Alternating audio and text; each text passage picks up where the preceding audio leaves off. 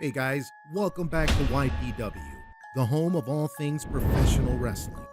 Make sure you give this video a like and subscribe to the channel. If you're already subscribed to the channel, make sure you turn on notifications as we are releasing new videos. From their birth in the industry to becoming one of the best tag teams on the planet to their building of AEW and more, join me as I show you the story of the Young Bucks. If you look at wrestling history, you're going to notice a few things. While there are a few top guys, as well as top women, there is a third category that a lot of people talk about when they're considering the best ever, and is the tier of tag teams. Tag team wrestling has been a staple of wrestling for countless decades, and it becomes its own art form alongside single wrestling, with groups like the Hart Foundation, the Von Erichs, the Fabulous Freebirds, Road Warriors, the Steiners, and more leading the way. But when you talk about the best tag teams on the planet right now, you'd have to fight really hard to talk about anyone other than the Young Bucks. Which is interesting because unlike most legendary tag teams, they've never been in WWE in a significant way, and they came really close to quitting wrestling many times over. In 2001, the Massey family put a wrestling ring in their backyard, where brothers Matt, Nick, and Malachi taught themselves how to wrestle by impersonating what they saw on television. This is what is referred to in the business as backyard wrestling, and it gave rise to more than the Young Bucks, but that's another story. At the age of 18 or 19, Matt began his professional wrestling training in La Merida and City of Industry, California, at the Revolution Pro Wrestling School, called Rudo's Dojo, training primarily under Ron Rivera, the American Wild Child, Disco Machine, Scorpio Sky, and Super Dragon, among others. Matt attended the school with his good friend Dustin Cutler, and the two taught what they learned to their friends back home. Eventually, Nick joined his brother and attended a few sessions at the school. Matt, Nick, and Dustin were involved in their first professional match at an alternative wrestling show, California Revolution Pro Joint event held on August 8, 2004. Matt worked as Fluffy the dog, Dustin dressed as a hillbilly, and Nick was a high-flying referee wearing a Santo mask. Afterward, Matt and Nick wrestled various times for Revolution Pro and Revolution X in chicken costumes under the tag team name Los Gallineros. Clearly, they weren't the best tag team in the world at the time, but look at all your favorite wrestlers, and you'll see that they had gimmicks that they weren't always proud of. Their best friend Kenny Omega was once a surfer in a gimmick. I rest my case. In October 2004, with the help of his family, Matt opened up his own independent wrestling company called High Risk Wrestling, HRW. Matt was originally the head owner of HRW, but had help from Nick and Malachi, as well as good friend Dustin Cutler. These three eventually took over ownership years later. The company ran shows twice a month and helped Matt and Nick learn their craft. It's important to note that for someone like the Bucks to do this was not only risky, it was downright wrong in the eyes of many. And yet, not only did they do it, they did it for a while, 5 years in fact. Think of everything they had to do in order to make it work, and they did. And it was during this time that an announcer called them the Young Bucks, and the name stuck. At another event, Matt and Nick were told they needed a surname for their characters. They decided against using their true names of Massey, and thus chose Jackson. And thus, Matt and Nick Jackson, the Young Bucks, were born. Despite their own brand shutting down in 2009, they hadn't given up on their dream yet. But more than that, they were getting eyes on them from various other promotions. This including Pro Wrestling Guerrilla, PWG, and Dragon Gate. These were very established brands, and the matches that they had in these places not only made them friends, such as Joey Ryan, who has long worked with them, but got their names out there for more people to hire them. They got their first tag team titles in 2008 for PWG, and they held it for almost 2 years, including having a 16-month winning streak that really helped put them on the map. It was also during this time that they started to tour the world and get in the eyes of certain international markets. As if that wasn't enough, they continued to make friends like Chuck Taylor, Kenny Omega, Kevin Steen, El Genrico, the Briscoe brothers, and many more. You might think that all of this success was bringing them lots of money and fame, but it wasn't. In a now legendary story, they were so broke at one time that they couldn't even pay for an $8 sandwich on their credit card.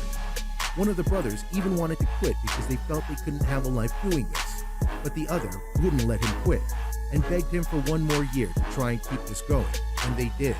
They got bolder, they got better. They built themselves up into a brand. Matt's wife Dana helped start up Young Bucks Merch, a site dedicated to fans who wanted to buy items from the Young Bucks. And between this and the wrestling fame, they were growing. They were able to make a living doing wrestling, which was good because their fame was getting ready to explode. From 2009 to 2019, the Young Bucks traveled all over the world to wrestle. Any company that wanted them would get them, and they were more than grateful. This even included a short run in TNA, at one point the second biggest wrestling brand in America, under the new name Generation Me. Though they made an impact, pun intended, the run didn't last, and they were paid so poorly that they had to work full-time jobs in order to sustain themselves. As if that wasn't humiliating enough, despite being a great tag team, they were hired by WWE to be extras. Yeah, WWE regretted that later on. But they kept going, and they eventually made their way onto bigger stages, in contact via Ring of Honor and New Japan Pro Wrestling. It was here that the Young Bucks really made their names as one of the best tag teams in the world. Not the least of which was because when they put on matches, they were freaking shows. In New Japan, they won the Super Junior Tag Tournament in their first go and won the IWGP Junior Heavyweight Tag Team Championship as a result. They were also brought into the faction known as Bullet Club, where they would be aligned with soon-to-be best friend Kenny Omega and eventually become the Elite. The Elite was originally just the Young Bucks and Kenny Omega, but that eventually grew to include Cody Rhodes, Hangman Adam Page, and Marty Scurll. Their internet show, Being the Elite, was about them traveling the world to wrestle, and the antics and storyline that followed their story.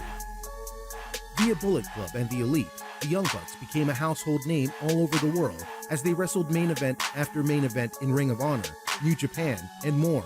They held titles all over the world and consistently proved that they were one of the best around, regardless of whether they were heel or face. They had legendary matches against tag teams like Motor City Machine Guns, Forever Hooligans, Suzuki Gun, Chaos, the Time Splitters, the Briscoe Brothers, Best Friends, the Lucha Brothers, and more over the course of many years. And they were putting tag team wrestling on the map in a way that no one, not even WWE, was doing at the time in many respects. The popularity of them and the Elite exploded at an event called All In, an event founded by the Young Bucks and Cody Rhodes to prove that an indie event could sell 10,000 seats. They sold over 11,000 and sold out the venue in 32 minutes. The main event of the night was the Young Bucks teaming with friend Kota Ibushi to face legendary Luchador Bandidos, Rey Fenix, and Rey Mysterio. All In started a movement, a desire amongst fans to get better wrestling in the world. At the time, WWE wasn't clicking with fans, whereas everything the Elite did was clicking with fans. So the Young Bucks and the rest of the Elite teamed up with billionaire Tony Khan and made All Elite Wrestling. The goal of All Elite Wrestling was many-fold, but the Young Bucks made their intentions clear at the Double or Nothing press event when they said they wanted to make tag team wrestling relevant again. What's more, they wanted to bring you the best tag team division on the planet, and many would agree that they succeeded. They brought in known factions like Best Friends and the Lucha Brothers, while also highlighting lesser-known teams like Private Party, Butcher and the Blade, the Hybrid 2, Dark Order, and more. In the lead-up to AEW getting its first television contract on TNT, the Young Bucks went up against the Lucha Brothers in a series of matches to prove who was the best tag team on the planet. Every single match that they had together was 5 stars in quality and helped cement that the Young Bucks were serious about making tag team wrestling great again. Then, in the first few episodes of AEW Dynamite, they held a tag team tournament to crown the first ever AEW Tag Team Champions. The Young Bucks could have given themselves the title, as they were executive vice presidents of the company, but instead, they pushed younger tag teams, and eventually their friends SCU won the gold. Matt and Nick, as of yet, haven't gotten gold in AEW. But their dream of putting on fantastic tag team matches never died. They kept putting them on, and AEW is now revered for their tag team matches. At one point in time, the Young Bucks were mere seconds away from dissolving, but because of their determination and drive, they redefined tag team wrestling, indie wrestling, and more.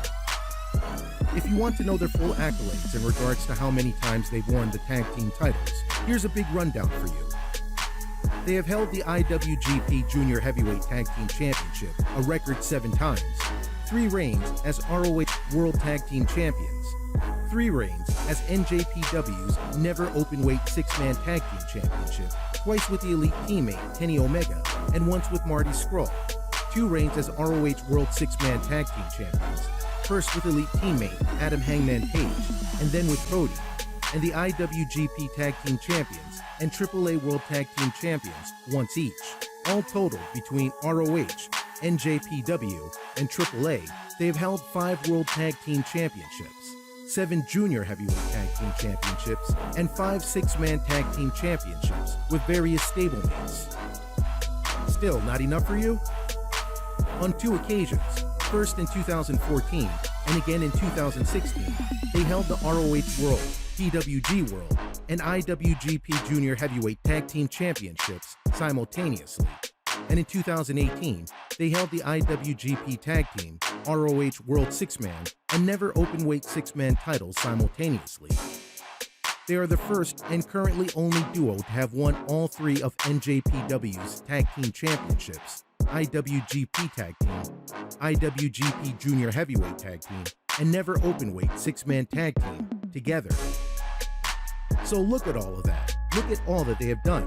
And you try and tell me they aren't the greatest tag team on the planet right now. Yeah, that's what I thought. Don't talk smack about the Young Bucks, or you'll get invited to the Superkick party. So what do you think? What do you think of the story of the Young Bucks? Are you surprised that they had so many challenges to become the champs of the industry that they are now? What is your favorite match of the Young Bucks? Let me know in the comments below. Be sure to subscribe, and thank you for watching YPW, the channel dedicated to all things wrestling. If you like this video, make sure you check out some of our other videos, and to be notified when we release new videos, make sure you like, subscribe, and turn on notifications. Until next time.